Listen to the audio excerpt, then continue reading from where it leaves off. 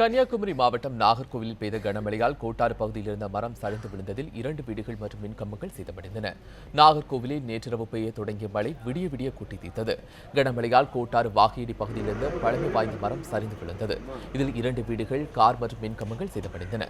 இதனால் அப்பகுதியில் உள்ள 50க்கும் மேற்பட்ட வீடுகளில் மின்தடை ஏற்பட்டுள்ளது.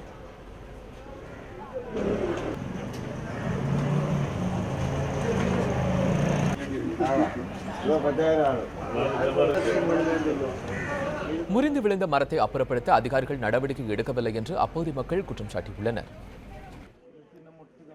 ஒரு 3 நாளாக பெஞ்ச மழையில் இந்த மரம் ஒரு 60 வருஷமாக நின்ன மரம் சரிஞ்சு விழுந்த காரணத்தினால 2 வீடுகள், அந்த வீட்டின் உரிமையாளருடைய கார் எல்லாமே முற்றிலுமே சேதமாயிட்டு. அதேபோல் ஈபிக்கு கொஞ்சம் சேதமாயிருக்கு.